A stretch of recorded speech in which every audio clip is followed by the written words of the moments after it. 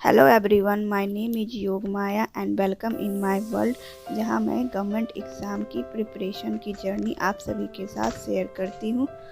और इसी के साथ केबीएस का एग्ज़ाम डेट आ गया है और तैयारी को आखिरी आकार देना अब धीरे धीरे शुरू होने जा रहा है। 1 वीक के आसपास समय है, तो चलिए करते हैं अपने एग्ज़ाम की तैयारी में एक बार और जान लगाते हैं और कोशिश करते हैं अपनी फ्यूचर को ब्राइट करने का, जो कि सिर्फ और सिर्फ हमारे हाथ में होता है।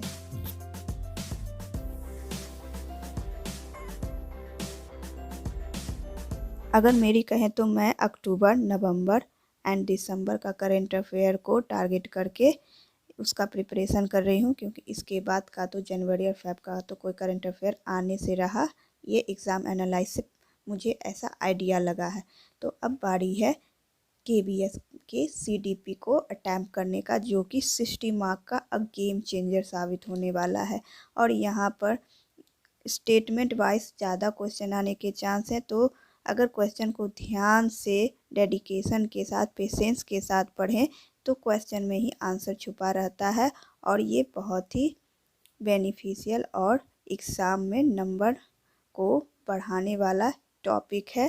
साथ में बहुत ही ध्यान से इस पर स्टडी करना बहुत ज़्यादा बेनिफिशियल होगा।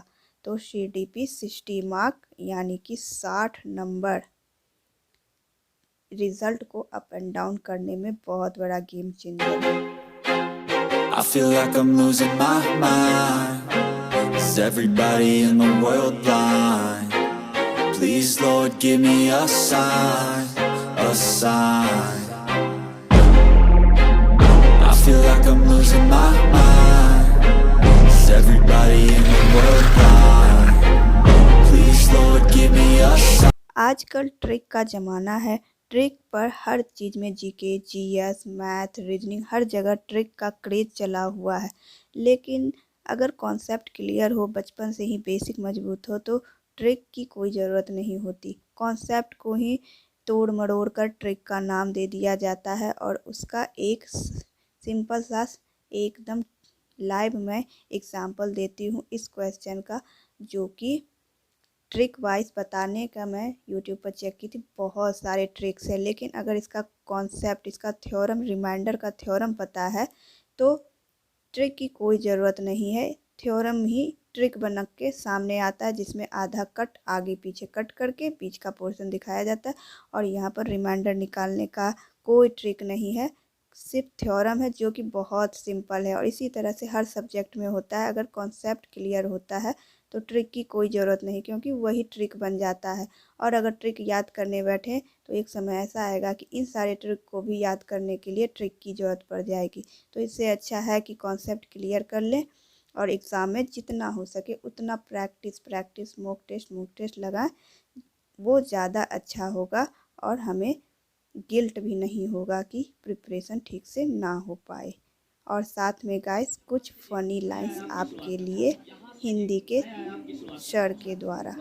तो यहाँ पर शाम के समय हिंदी का प्रिपरेशन कर रही हूँ और इसी के साथ सीडीपी, करंट अफेयर और हिंदी का आज मैं तैयारी की। सब्जेक्ट्स ज़्यादा हैं, लेकिन जुनून उससे कहीं ज़्यादा है। और जाते जाते गाइस एक मोमेंट आपके लिए माइंड फ्रेश कर देगा, देखते हुए जाइएगा। Thank you. रात तुम शेर हो। आदमी एक बात जान लीजिएगा, पुरुष सदैव शेर होता है, शादी के पहले भी और शादी के बाद भी हमेशा शेर। बस अंतर इतना है कि शादी के बाद दुर्गा जी विराजमान हो जाती है शेरवा पर। तो जहां जहां दुर्गा कहे वहीं वहीं शेर जाए बेचारा। हारा बेचारा सरनाम पर बन रही।